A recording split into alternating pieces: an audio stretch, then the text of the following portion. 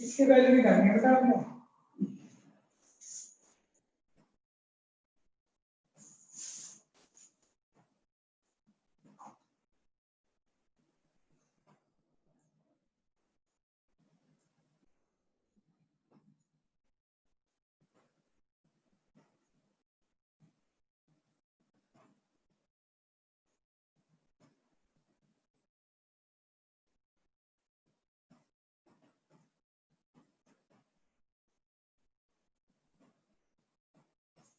एक तो आप ये देखो कि ये e की पावर माइनस टी है ना, तो इसको -1 से मल्टीप्लाई कर दो टी को, या आप ये कह सकते हो कि माइनस टी को बाई रख दो, इसको लेके चलेंगे ना। तो अगर आपको डायरेक्ट करना है तो डायरेक्ट के लिए हम ये कहेंगे कि टी को -1 से मल्टीप्लाई कर दो। तो टी को अगर -1 से मल्टीप्लाई करेंगे ये माइनस टी माइनस, और टी को यहाँ e की पावर टी, तो -1 से यहाँ मल्टीप्लाई भी हो जाएगा, और जो इसकी लिमिट होंगी उनको -1 से डिवाइड करेंगे, तो ये माइनस से हो जाएगा, और ये -1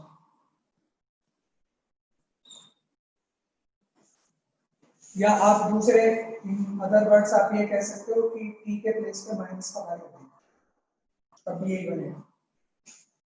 यहाँ से माइनस कॉमन ले लो,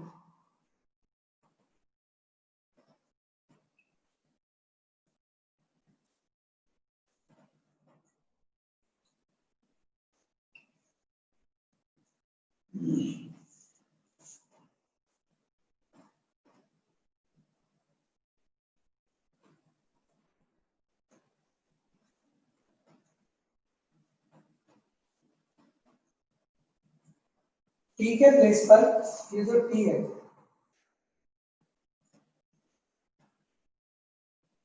टी में -a ऐड करो, टी में -a ऐड करो, जो यहाँ -a ऐड करेंगे तो यहाँ +a ऐड हो जाएगा। जो लिमिट है ये टी है, टी में कितना करेंगे, टी में -a करो, टी में -a, ये भी टी माइनस हो जाएगा, ये कट जाएगा। तो अगर हम यहाँ पे -a करेंगे तो यहाँ पे +a करना पड़ेगा हमको, यहाँ प्लस करेंगे तो ये कितना हो जाएगा, या ये कितना हो जाएगा 0, ये 1 हो जाएगा, ये 0 हो जाएगा।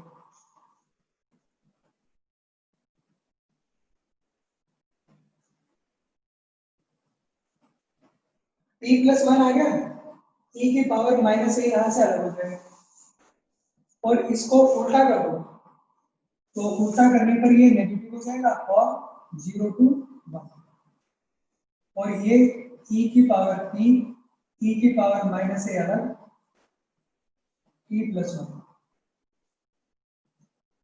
अगर ये बात समझ में आई हो कि t के साथ +a कर दें यहाँ पर, तो आप ऐसा भी कह सकते हो कि t - a को y रख दो, t - a को y, तब भी यही बनेगा। ये डायरेक्ट करने का तरीका है जो बताई थी मैंने, 4 लिमिट बताई थी। अगर t में प्लस करेंगे तो लिमिट में माइनस हो जाता है, मल्टीप्लाई करेंगे तो डिवाइड हो जाता है। आपको 4 बताएंगे तो उससे डायरेक्ट हो जाता है, छोटा पड़ता है इससे। ये e की पावर -a, और ये जो 0 to 1 e की पावर t + -dt आया, ये किसके इक्वल आ गया, ये ऐसा है -e की power -a into e।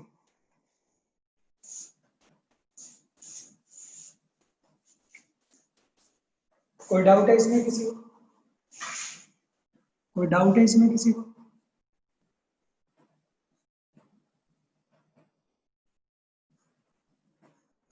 Question number 40 देखो,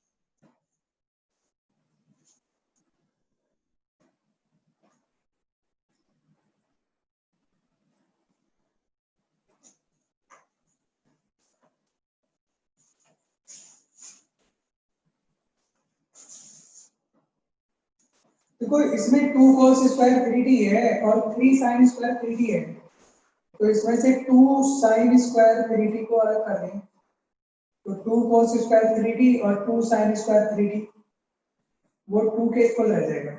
तो क्वेश्चन रिड्यूस होकर के बन जाएगा 0 to x और 2 आ जाएगा, क्योंकि cos square x plus sin square x बन जाएगा और प्लस sin स्क्वायर 3t हो जाएगा।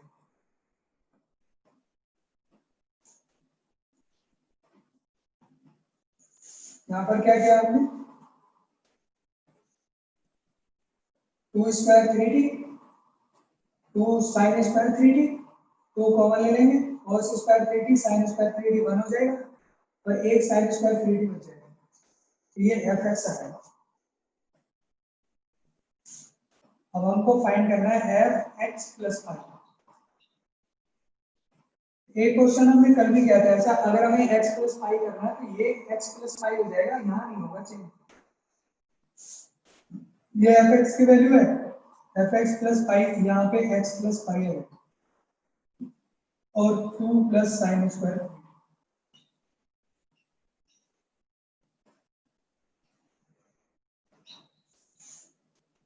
इसको ब्रेक कर दो।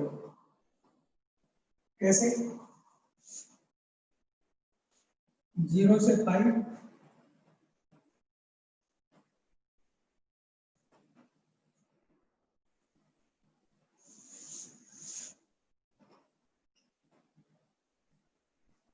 और 5 से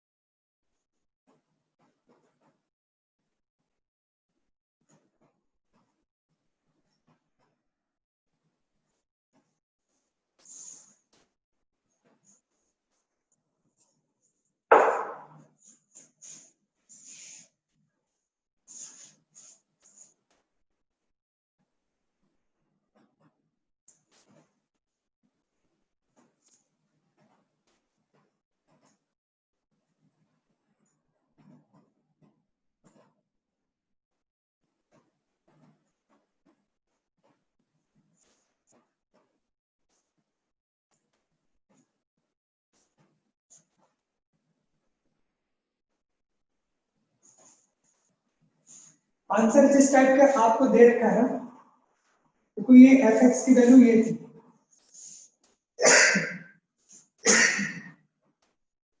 ये fx की वैल्यू थी 0 to x 2 plus sine square 3t। तो उस हिसाब से अगर हम इसको कहेंगे 0 to पाई हो गया, तो ये किसकी वैल्यू आएगी, 2 प्लस साइन स्क्वायर 3t। ये तो f फाइव की वैल्यू आएगी, तो इसको हम क्या लिख सकते हैं, f फाइव,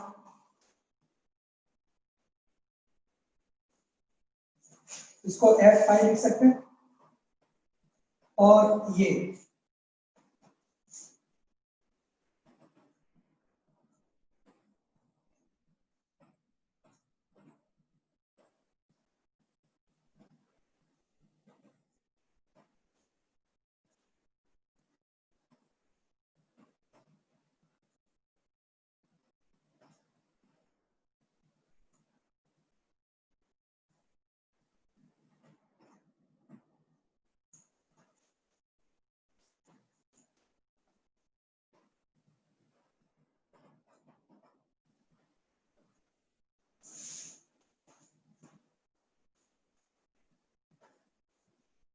इसमें एक काम और करो आप, 0 से 2a वाली प्रॉपर्टी लगा दो इसको आंसर को मैच करने के लिए। 0 से 2a वाली प्रॉपर्टी, तो ये 2a हो गया, तो आपको t के प्लेस पर ये अगर 2a हो गया तो इसको 2a लेंगे तो t को रिप्लेस करना पड़ेगा 2a माइनस एक्स, यानी कि पाई माइनस टी से रिप्लेस करना पड़ेगा।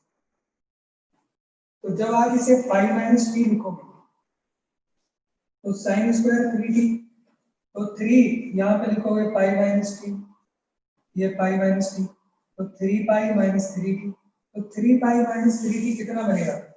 3 पाई माइनस 3t भी साइन स्क्वायर 3t ही रहेगा। इसका मतलब ये हुआ कि इसमें 0 से 2a प्रॉपर्टी लगा करके आप इसको लिख सकते हो ट्वाइस, लिख सकते हो twice 0 to pi, twice 0 to pi by 2 आधा हो जाएगा ना 0 टू 3, और ये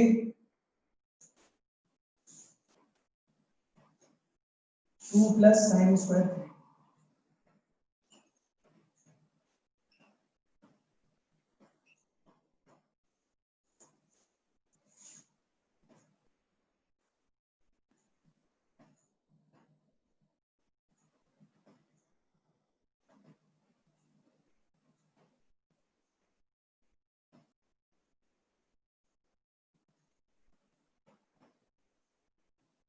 और इसमें क्या करो आप, ये जो पाई आ रहा है ना यहाँ पर, तो इसमें यहाँ टी में अगर मैं पाई प्लस कर दूं, टी के अंदर मैं पाई प्लस कर दूं, तो ये ऐसे बन जाएगा 3 टी प्लस पाई, तो ये बन जाएगा 3 पाई प्लस 3, और 3 पाई प्लस 3 क्या होता है?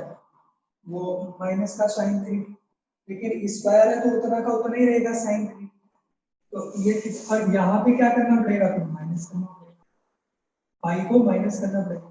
तो इसे मैं लिख सकता हूँ, ये यहाँ माइनस करेंगे 0 हो गया, ये x हो जाएगा और 2 प्लस साइन स्क्वायर। तो यहाँ पे हम देखेंगे कि ये हो गया 2, ये किसकी वैल्यू होगी?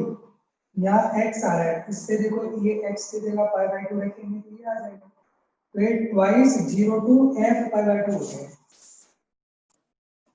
और ये किसकी वैल्यू है? fx की वैल्यू। इसमें या तो आप ऐसे ही, इसको मैंने थोड़ा सिंप्लीफाई किया था, यहाँ इसको लिखा 2 साइन स्क्वायर 3t और प्लस साइन स्क्वायर 3t, तो 2 कॉमन लेंगे, cos square x plus sine square x से 2 बन जाएगा, साइन स्क्वायर 3t आ जाएगा। अब हमें इसकी वैल्यू निकालनी है x प्लस पाई की, तो यहाँ पे ये fx की वैल्यू, ये 0 से x प्लस पाई हो गया, 2 plus sine square 3t dt, then इसको हमने अलग अलग कर दिया, 0 से पाई और पाई से x प्लस पाई। यहाँ पे मैंने 0 से 2a वाली प्रॉपर्टी लगाई, 0 से 2a वाली प्रॉपर्टी पे यहाँ पे t को रिप्लेस करेंगे पाई माइनस टी से, तो पाई माइनस टी से रिप्लेस करने पर ये कुछ चेंज नहीं होता, इसका मतलब चेंज नहीं होता यानी वो एफ टी के इक्वल आ जाएगा। तो इसे हम 0 से a करते हैं ना, यहाँ ट्वाइस हो जाता है और ये आधा हो जाता है 0 से पाई बाई 2। तो यहाँ पे मैंने t में पाई प्लस कर दिया, t के अंदर पाई प्लस करा, तो जो लिमिट होंगी उनमें पाई माइनस कर देंगे, डायरेक्ट कर दिया मतलब ये, तो ये यही बना रहेगा, स्क्वायर है तो कोई चेंज नहीं होगा, तो ये वैल्यू तो fx की आ जाएगी, ये fx आ गया और ये f पाई बाई 2 आ गया, ये वैल्यू आ सकती है।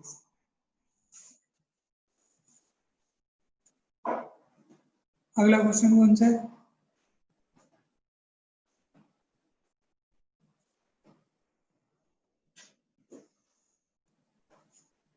तो ये पता कैसे लगेगा? पाई बीच में आ रहा है, 0 टू x है, तो पाई का पता तो है नहीं, यहां से तो पता लग रहा है ना 0 टू x प्लस पाई है, हमने 0 टू पाई और पाई से ब्रेक किया है, तो पाई तो कहीं बीच में रहा होगा ना 0 और x के। और अगला क्वेश्चन बताओ, पहले 36 देखो, यहाँ पर बेटा 0 से पाई बाई 3 हमारी लिमिट है, जो फंक्शन fx है ना वो 10x है, तो 10x में जो मिनिमम आ रहा होगा उसको लिया गया है। मिनिमम का मतलब ये होगा, इसको ग्राफ बना लेना है, ऐसे जो इस तरह के क्वेश्चंस होते हैं उनमें ग्राफ बना लेना चाहिए, चाहे वो मैक्सिमम का हो चाहे वो मिनिमम हो। तो देखो इसमें अगर हम ग्राफ बनाते हैं तो ये 0 से पाई बाई 2 है, ग्राफ कैसा बनता है 10 का? 10 का ग्राफ ऐसे जाता है, ये 10 का ग्राफ होता है माइनस पाई बाई 2 से पाई बाई 2। और जो कॉट का ग्राफ होता है वो कैसे जाता है, ये पाई होता है, ये पाई बाई 2, वो इस तरह से आता है।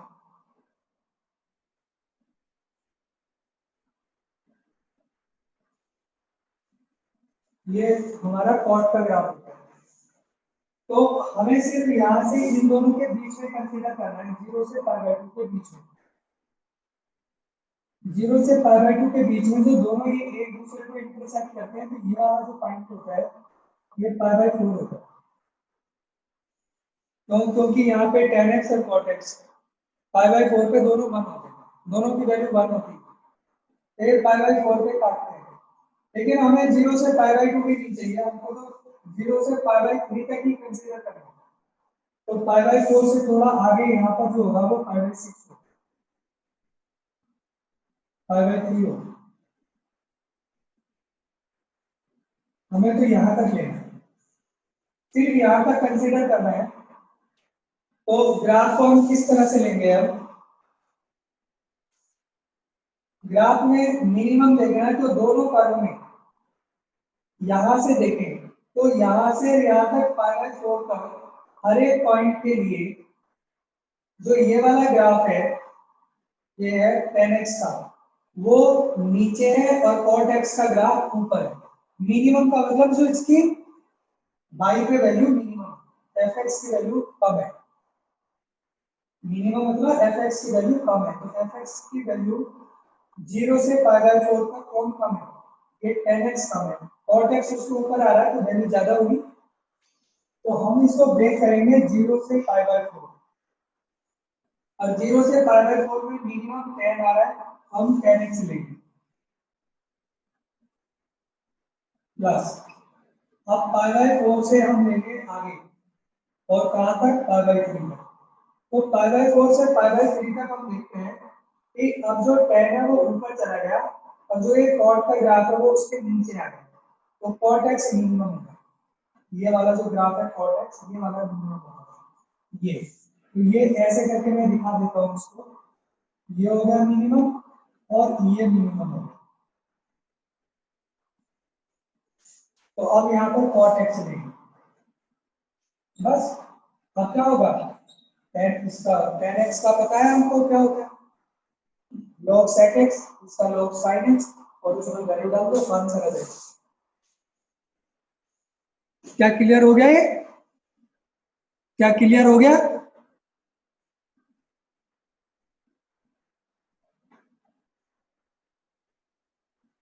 ओके, तो 53 देखिए, इसके बाद question number 53।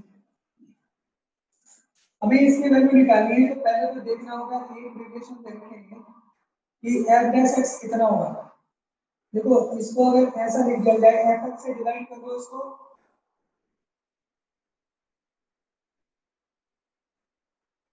Is equal to 1, और अब इसको इंटीग्रेट करो दोनों। अगर हम एफ एक्स को टी लेंगे तो उसका डेरिवेटिव ये आ गया एफ प्लस एक्स, तो 1/t बन जाएगा। इसका इंटीग्रेशन कितना होगा, log एफ एक्स,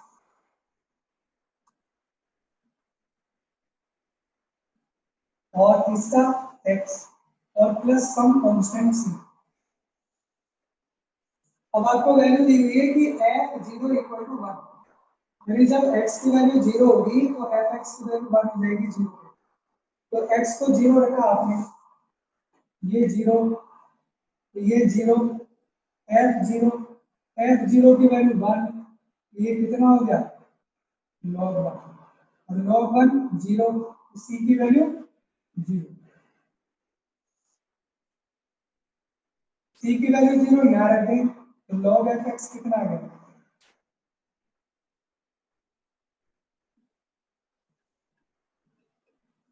यहाँ से एफ एक्स की वैल्यू क्या आ गई, e की पावर x आ गई, ये फंक्शन आएगा e की पावर x, और fx की वैल्यू यहाँ रखेंगे e की पावर x, तो gx कितना आ जाएगा e की पावर x, gx कितना आ जाएगा x स्क्वायर माइनस e की पावर x।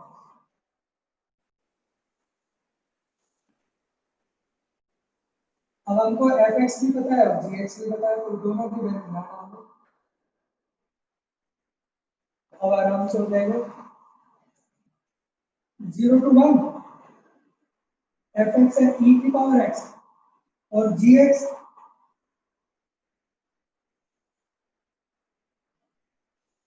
तो 0 to 1 x स्क्वायर e की पावर x और माइनस, दोनों ही सिंपल है, यहाँ इसको बाई पार्ट कर दो और इसका सिंपल है e की पावर 2x/2, इसका इंटीग्रेशन हो जाएगा।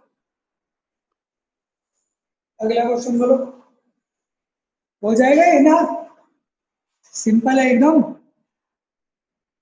ये वाला क्वेश्चन आगे हो जाएगा ना।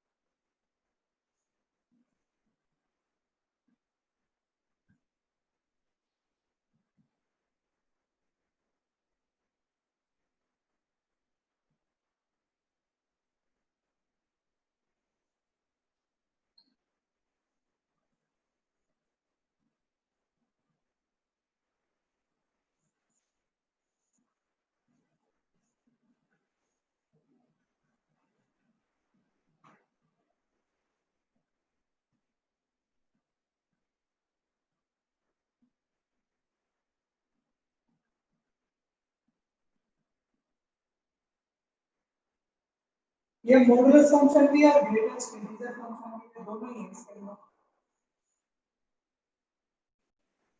तो अगर हम ये देखें कि मोड ऑफ sin x तो इसका जो पीरियड होता है वो पाई होता है मोड ऑफ sin x का, और ये भी mod of sin x by 2 है, मोड ऑफ sin x इसका पीरियड भी 2 है। तो अगर हम इसको 0 टू nt वाली प्रॉपर्टी लगा दें, यहां से 2n आगे आ जाएगा 0 से पाई, 0 to nt, n into t, t तो इसका पीरियड हो गया तो पाई पीरियड है, तो ये n हो गया, n आगे आ जाता है ना, n 0 टू t हो जाता है, और ये sin x, और ये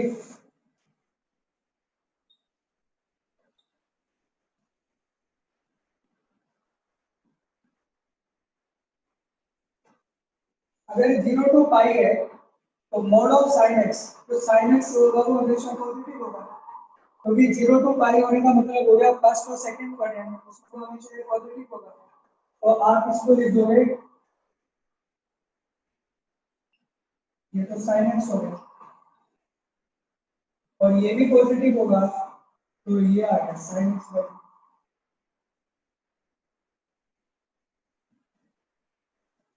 अब ये ग्रेटेस्ट इंटीजर फंक्शन है, जब तक ये सॉल्व नहीं होगा, जब तक हम इसको डिफाइन नहीं करेंगे तो इंटीग्रेशन भी नहीं होगा।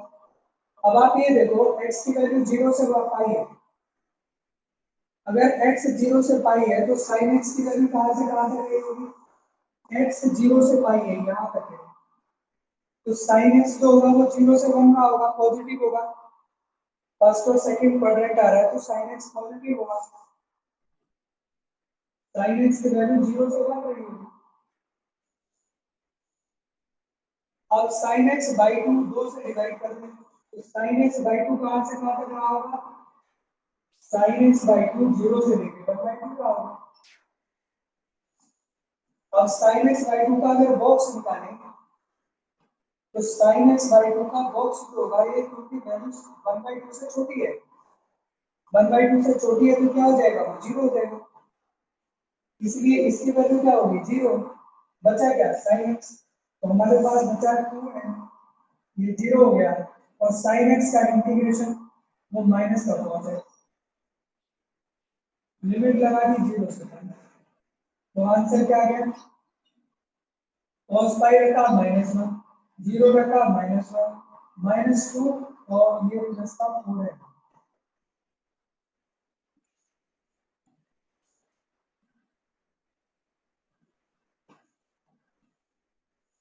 कोई डाउट इसमें, कोई डाउट?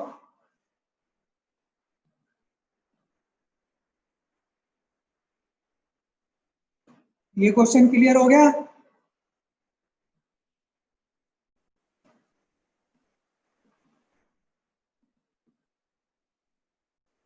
इसके बाद कौन सा पूछा है, 55?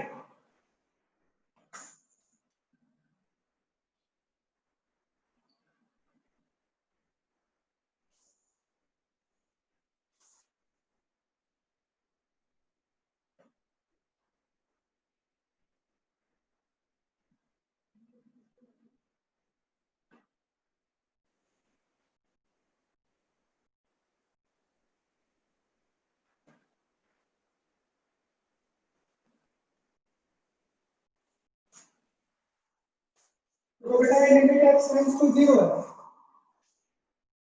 x की वैल्यू 0 यहाँ लगा दोगे तो 0 टू 0 की ये वैल्यू क्या होगी, 0, यहाँ पे लगाओगे तो 0, 0/0 बनेगा, 0/0 इंडिटरमिनेट फॉर्म हो गई।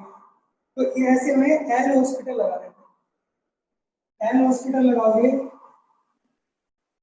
नीचे का भी इसका डेरिवेटिव, इसका डिफरेंशिएशन करोगे, इसका डेरिवेटिव बाई पार्ट करोगे, तो बाई पार्ट यानी x cos x, और प्लस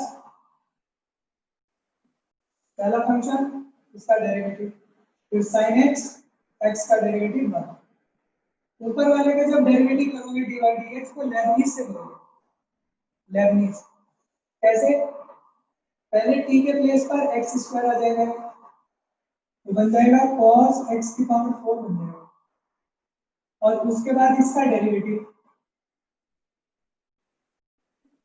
और अब 0 माइनस यहाँ 0 रखोगे और 0 का डेरिवेटिव, अगर कोई लिमिट कांस्टेंट होती है तो उसके लिए 0 ही होता है, क्योंकि जब आप इसका डेरिवेटिव करोगे तो वो 0 हो जाएगा, इसलिए ये आ गया इसका।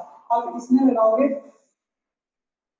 लिमिट x टेंड्स टू 0, अगर x 0 लगाओगे तो अभी भी ये 0/0 हो जाएगा, तो आप क्या करेंगे,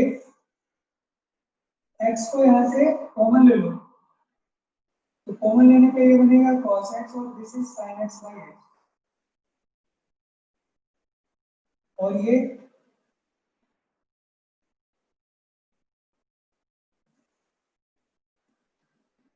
आपने यहाँ से x कॉमन लिया और इस वाले x से कैंसिल कर दिया, तो ये बच गया 2 cos x की पावर 4, इतना बचा।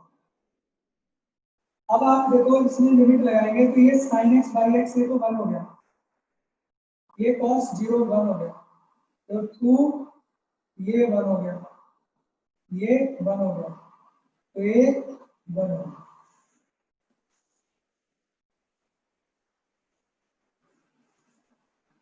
ठीक है, आंसर क्या दिया हुआ है, -2, यही आएगा बेटा आंसर, तुम्हारे सामने है सब कुछ है,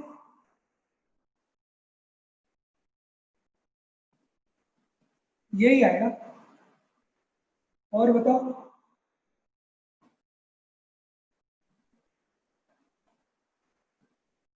नेक्स्ट क्वेश्चन।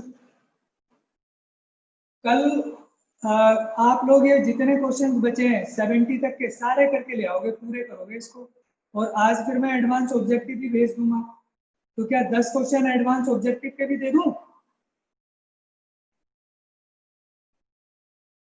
आप इसको पूरा कर लेना, एक तो मेंस वाले सारे क्वेश्चंस, और 10 क्वेश्चन एडवांस ऑब्जेक्टिव कर लेना।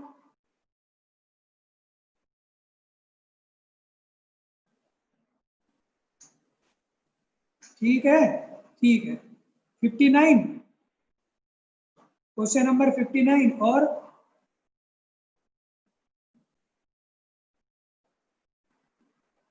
देखो क्वेश्चन नंबर 59।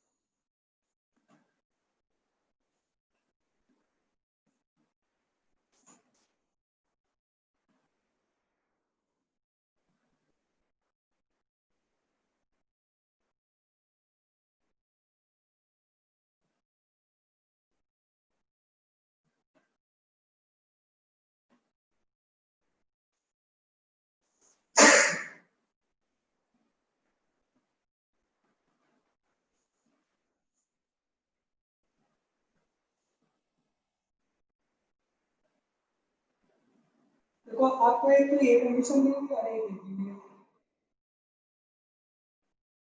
आप इसको इंटीग्रेट कर दो। इंटीग्रेट करने पर क्या आएगा?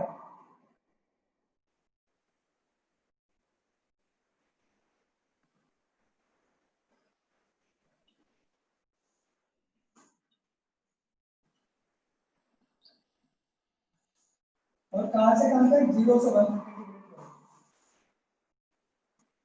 कितना आएगा?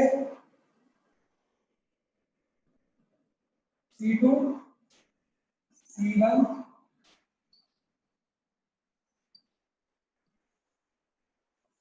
0 to 1।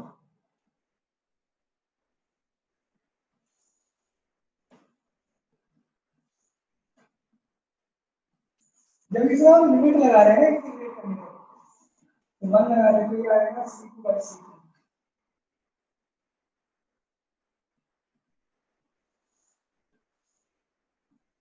या इसको खाली एक फंक्शन है ना, इस फंक्शन को ही आप इंटीग्रेट कर दो ऐसे, इसको 0 कर दो, ऐसे ही इंटीग्रेट कर दो। सपोज करो एक फंक्शन है, इसको आपने इंटीग्रेट कर दो 0 से 1। तो C2 by C3 C1 by 2 ये। और इसकी वैल्यू कितनी दी हुई है आपको? इसकी वैल्यू दी हुई है 0। ये 0 आ गया। इसका मतलब क्या हुआ? इसका मतलब ये हुआ कि अगर हमने कोई ये पॉलिनोमियल लिया C2 C1 और C0, ये कोई रियल नंबर्स है, तो ये क्वाड्रेटिक पॉलिनोमियल होगा। क्वाड्रेटिक पॉलिनोमियल का, अब क्वाड्रेटिक पॉलिनोमियल को जब हमने इंटीग्रेट किया तो उसका एरिया 0 आ गया। इसका मतलब क्या है? जब ये 0 है, ये 1 है, तो 0 से 1 तक जब हमने किसी को इंटीग्रेट किया तो उसका एरिया 0 आया। इसका मतलब ये हुआ कि जो हमारा कर्व होगा कुछ एक्स एक्सिस के ऊपर होगा, कुछ एक्स एक्सिस के नीचे होगा। नहीं तो किसी भी क्वाड्रेटिक पॉलिनोमियल का एरिया 0 कैसे आ सकता है? मान लो कोई क्वाड्रेटिक पॉलिनोमियल ऐसे बना हुआ हो, तो जब 0 से 1 तक उसका एरिया निकालेंगे, इंटीग्रेट करेंगे 0 से 1 तक, तो ये उसके नीचे का एरिया ये वाला एरिया है। ये 0 तो नहीं हो सकता। ये 0 किस केस में होगा? ये 0 किस केस में होगा? 0 से 1 तक किस केस में होगा कि कुछ ऊपर होगा और कुछ ऐसे बना होगा नीचे। मान लो ये 0 से 1 है, तो कुछ ऊपर हो गया, ये वाला एरिया हो गया। तो ये जो एरिया होगा एक्स एक्सिस के ऊपर, ये पॉजिटिव आएगा। लेकिन जो एरिया हम 0 से 1 तक निकाल रहे हैं, लेकिन अगर ये नीचे भी गया होगा, ये वाला जो एरिया नीचे आ रहा है, ये वाला, ये नेगेटिव एरिया है। अब जितना पॉजिटिव आएगा उतना ही नेगेटिव आ गया, तो प्लस माइनस करके वो इक्वल टू 0 आ गया। इसलिए जब हमने इंटीग्रेट किया 0 से 1 तक, तो उसका एरिया 0 आ गया। तो इससे क्या पता लगा? इससे पता लगा जो कर्व होगा तो वो 0 से 1 के बीच में एक बार कम से कम, ये 0 से 1 है तो यहाँ से गया है, इसका कम से कम 0 से 1 के बीच में एक रूट जरूर होगा 0 से 1 के बीच में। क्यों? क्योंकि कर्व जो होगा कहीं ना कहीं एक्स एक्सिस को काटेगा तभी तो नीचे जाएगा, तो कम से कम एक रूट उसका 0 से 1 के बीच में होना चाहिए, एटलीस्ट 1। तो इसका एरिया निकाल के देख लिया हमने जो पॉलिनोमियल दिया हुआ था। और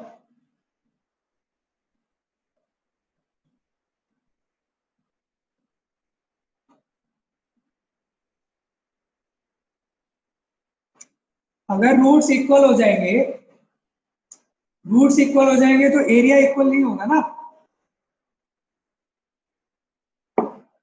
अगर रूट्स इक्वल हो गए तो टच करेगा 0 से 1 के बीच में, तब ऐसे होगा, ये 1 है 0 है, तो तब तो वो ऐसे बनेगा। और जब वो ऐसे बनेगा तो इसका एरिया 0 नहीं होगा, कुछ एरिया ये वाला आएगा और कुछ एरिया ये वाला नहीं आएगा, तो एरिया 0 नहीं होगा क्योंकि कुछ पॉजिटिव एरिया आएगा। अगर रूट्स इक्वल होंगे तो एरिया पॉजिटिव आएगा। एरिया 0 तभी आएगा जब कर्व कुछ एक्स एक्सिस के ऊपर बनेगा कुछ नीचे बनेगा।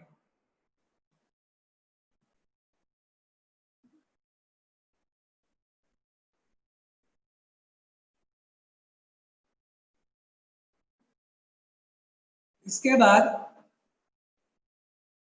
बाद आप लोग एरिया का चैप्टर पढ़ेंगे, एरिया का चैप्टर पढ़ेंगे। और दूसरी बात यह है,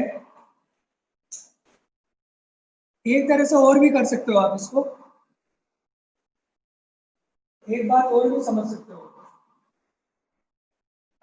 जैसे आपने एक फंक्शन ले लिया, सपोज करो एफ एक्स ले लिया,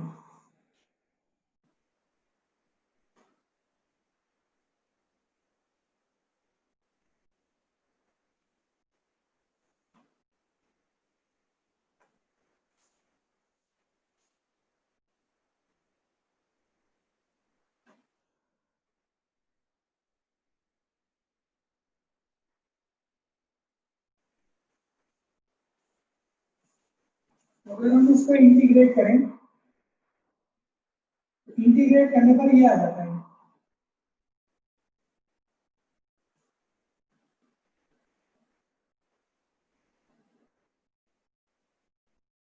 ये एफ एक्स आ गया। इसका F1 निकालो, F1 आएगा C2/3 और F0 निकालो, वो 0 आ जाएगा। ये जो F1 है वो C2/C3 इतना है, और इसकी वैल्यू हमको दे रखी है इतना, 0 दे रखी है, तो यानी ये भी 0 आ गया।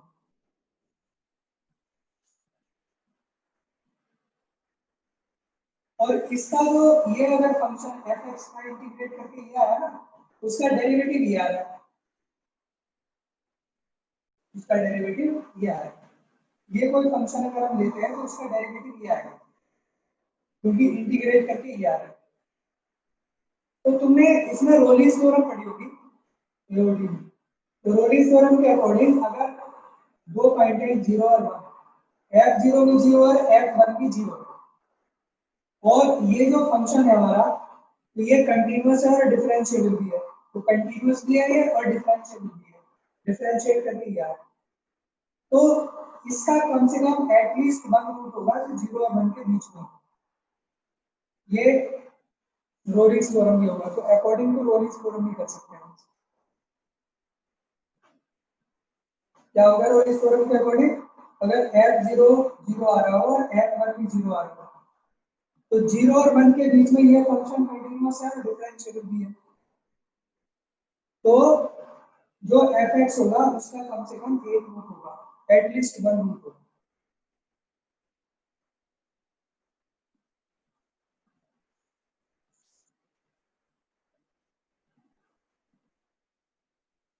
और बताओ आगे अगला क्वेश्चन।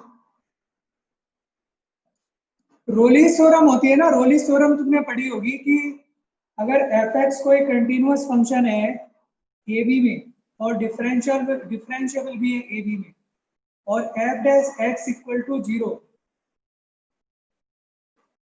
तब F dash X equal to 0 लेंगे तो उसमें जो सी आता है, C belongs to A B, मतलब तब उस अगर हमारा एफ कोई एफ एक्स कोई फंक्शन है जो कंटिन्यूअस है और डिफरेंशिएबल है ए बी के अंदर, ए बी इंटरवल के अंदर, then there exist a point C such that F dash C equal to 0। Rolle's theorem आपने पढ़ी होगी, तो ये रोलिस थ्योरम के अकॉर्डिंग किया है। अगर पढ़ी होगी तो समझ आ जाएगा, अभी नहीं पढ़ी होगी तो नहीं आएगा।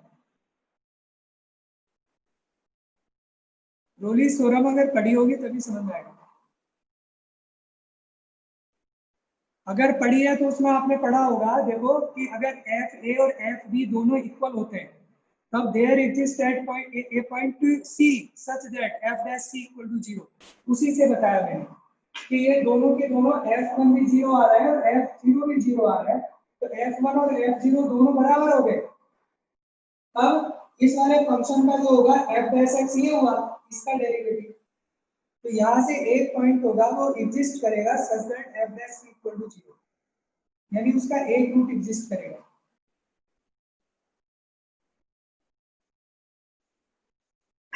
अगला क्वेश्चन 69,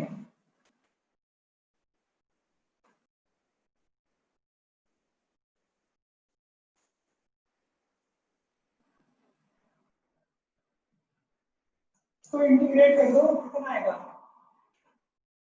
सीधा फॉर्मूला होता है ना a square plus x square, क्या होता है? log x प्लस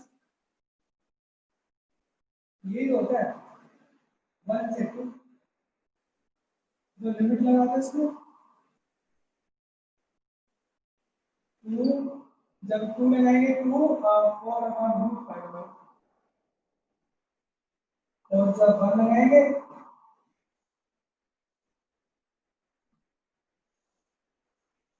तो 1 और 1 और 1 2 1 प्लस रूट 2, इसको लिख सकते हैं log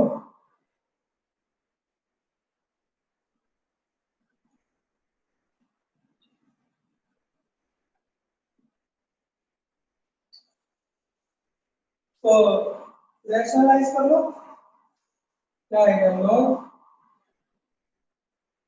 रूट को माइनस 1 से नीचे ऊपर मल्टीप्लाई करोगे तो नीचे तो बाहर हो जाएगा, और रूट 5 प्लस 2,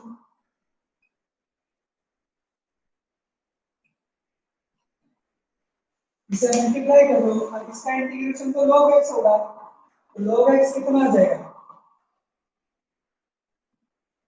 1 से 2 तक, फिर log 2 माइनस log 1, ये तो log 2 ही होगा।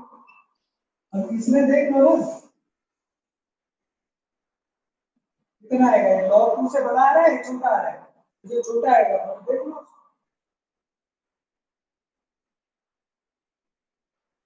अगर वैसे ही देखा जाए तो ये 2 पॉइंट समथिंग हो गया, 4 हो गया, और ये 4 इंटू पॉइंट समथिंग हो गया, तो देख लो क्या ये 2 से बड़ा आएगा क्या? तो 2 से बड़ा आएगा, अगर तो ये बड़ा हो जाएगा, i1 बड़ा हो जाएगा, 2 से छोटा आएगा, log 2 से छोटा आएगा तो वो छोटा हो जाएगा।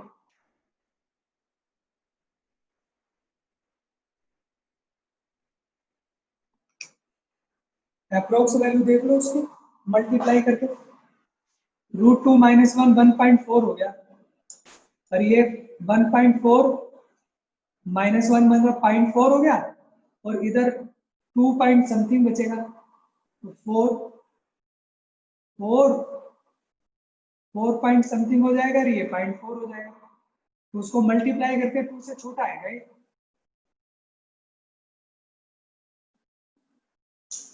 मल्टीप्लाई करके देख लो उसको कितनी आ रही वैल्यू ना, अप्रोक्स वैल्यू देख लो।